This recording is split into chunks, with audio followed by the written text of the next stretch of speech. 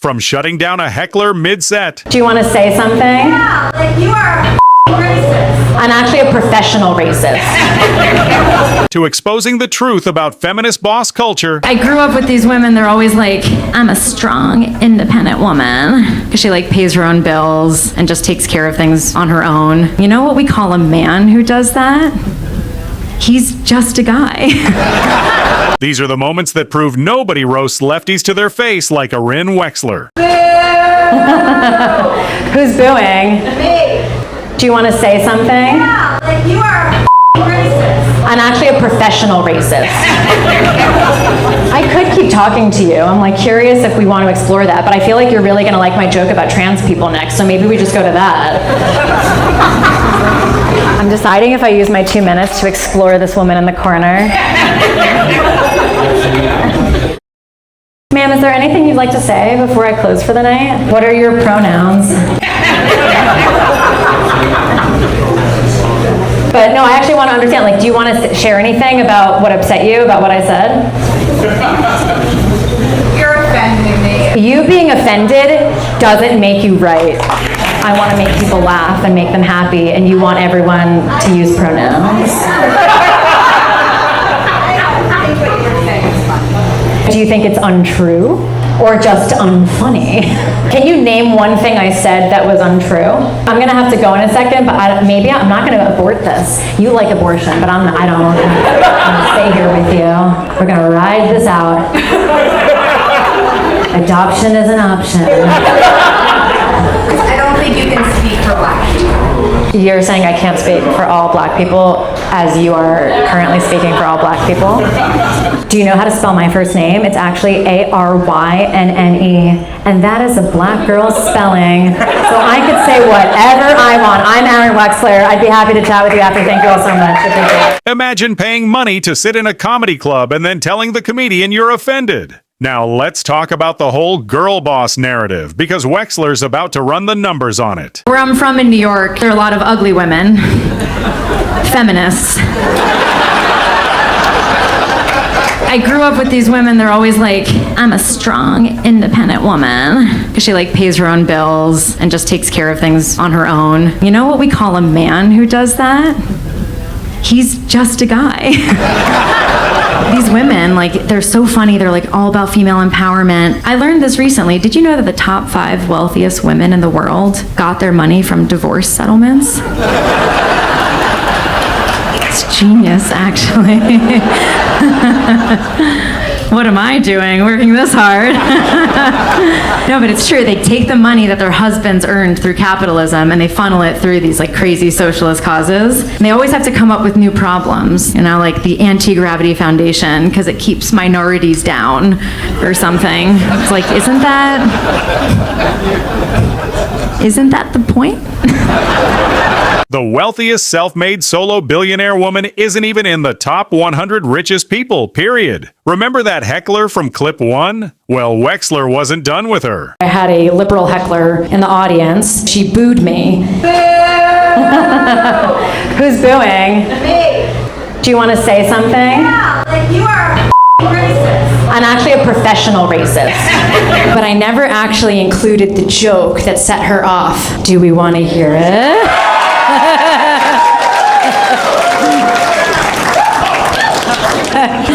All right, it's February. It's the Winter Olympics. We just lost the biathlon, which is ridiculous because it is the only sport with a gun. Okay.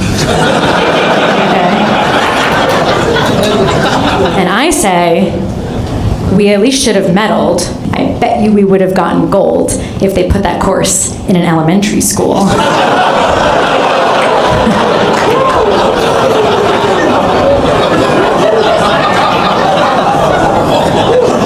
That's not what set her off. We're getting there. And so then I say, have you noticed there are no black athletes in the Winter Olympics? It's not because they can't, it's because they don't want. Why would black athletes want to be in the cold when they could just dominate the Summer Olympics? Because black Americans are unbelievable athletes, right? They're so athletically superior, and we know why. Because for many of them, their ancestors had to be chosen for work, right? And then they had to survive a horrible slave ship journey. And I don't know, but it seems like a pretty unfair competitive advantage to me. If you listen to what I'm saying Black Americans are our best athletes, and slavery was bad. But I think people on the left get like leftist Tourette's, where they just have to be like, offended! Offended! And then she said, you can't speak for all Black people. So you're telling me I can't speak for Black people as you, a rich, liberal white woman, speak for all Black people. I had to tell her, being offended doesn't make you right. Right? Thank you. Thank you. And she died doing what she loved. Stuffing ballot boxes in Los Angeles. As Christopher Hitchens once put it, you tell me you're offended, I'll tell you I'm still waiting to hear your point. This next one is not for the faint of heart. She's about to compare pit bulls to Muslims, and there's no walking this one back. Theo's he's such a sweet boy. Anyone knows dogs, he's the classic lab. He loves everyone, wants to play with everyone, but I won't let him play with pits. Because the thing is, pit bulls are like Muslims.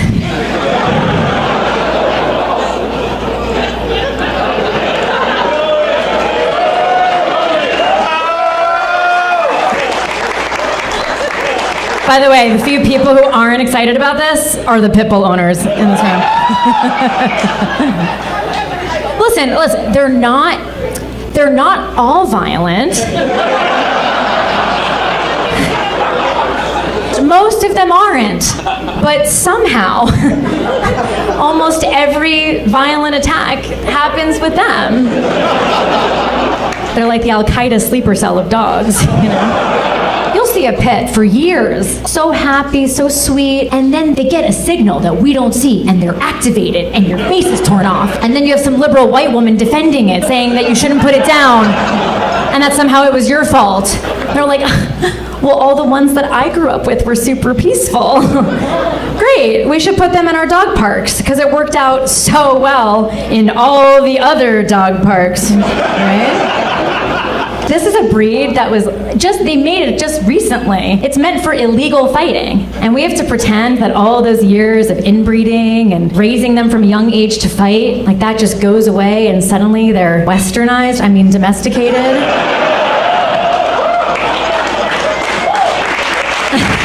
And you have to wonder if it's a practicing pit. And this isn't a metaphor for anything. She's probably going to need extra security after this one. But you can't say the woman lacks courage. Up next, Wexler introduces a concept you didn't know you needed: positive racism. I don't think we talk enough in this country about positive racism. I think very positively about certain groups. I know what they're good at. I want my barista to be a liberal freak. Like a freak of nature. I want them to have piercings in places that I don't even know could be pierced. Right? You guys know these types, right? You go in, you're like, I don't know what you are, right? They're so androgynous at this point. They're not even a different gender, they're a different species. Kind of like when the Homo sapiens split off from the Neanderthals, but they were still having sex for a little bit. Yeah. So I want that for my barista. I want my taxi driver to be Hindu. I want my lawyer to be Jewish. I want my sports team to be Black. We want to win. I want my cleaners to be Hispanic. Mexican preferably, but I'm really not trying to be too picky. I would like my nail tech to be Asian. I would like my dry cleaner to also be Asian. I would like my dentist to also be Asian.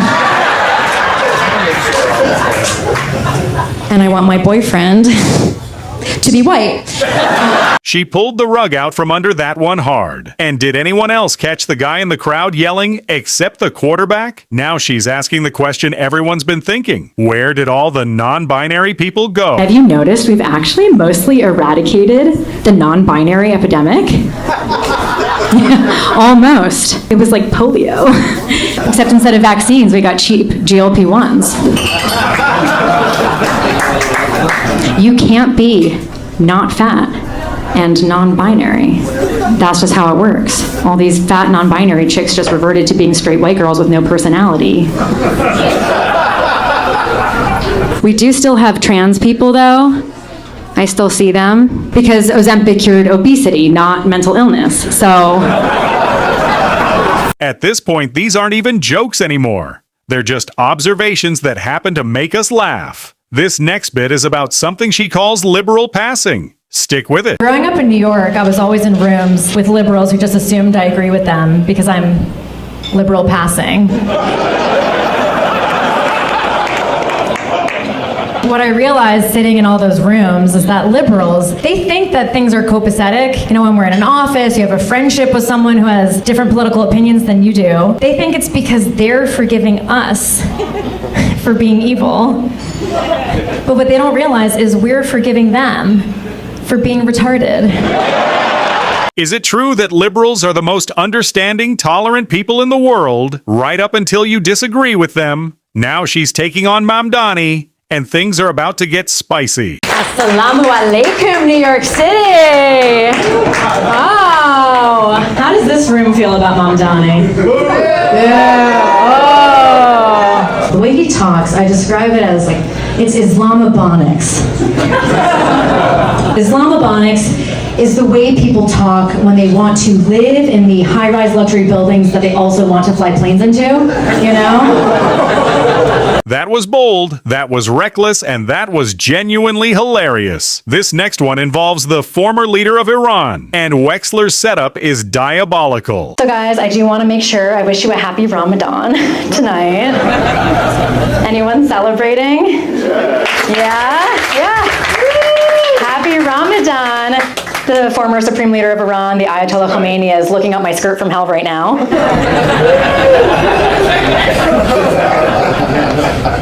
That man was shitposting the last few weeks. A few weeks ago, right after we had captured Maduro, he was tweeting out a bunch of stuff to bait Trump. I remember one of the tweets was, "We will bring the enemy to its knees." And my first thought was, bro, you might want to lay low right now, you know what I mean? Like, you saw what we just did to that other guy?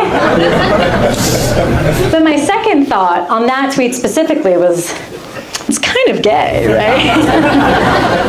Bring the enemy to its knees. I guess I'm not so surprised that it was kind of gay, because this is a man who's part of a regime that decided to take the most beautiful women in the world, right? Like Persian women, so beautiful, the Latinas of the Middle East, you know? And they looked at them and they were like, oh, no, ew, gross, like cover them up, you know? Like, we don't like that. That's probably why he got along so well with our first gay president, Barack Obama. She baited them with Happy Ramadan, and then went straight for the jugular. Cold-blooded. Last one, she's talking about the one job that's completely safe from AI. Everyone's very worried right now about AI taking their jobs. Lawyers and engineers, especially, are really concerned, and you should be. But I'm not worried at all. Because AI won't be racist. I mean, it will. We know it will. But they have protected classes because it was programmed by some liberal twink in San Francisco. So a few months ago, you guys remember the Somali daycare fraud that got exposed, right? Yeah, a lot of people here know about that. So when it was happening, I asked ChatGPT to tell me the average Somali IQ.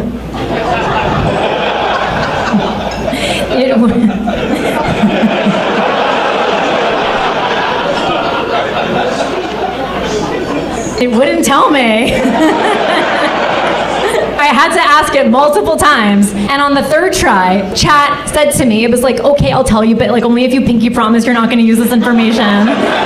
Try to guess it yourself, then drop your answer in the comments. That's the list, but honestly, This barely scratches the surface of what she said on stage. Drop a comment with your favorite roast from this one, hit like if you want more of these, and share this with a friend who needs to see it.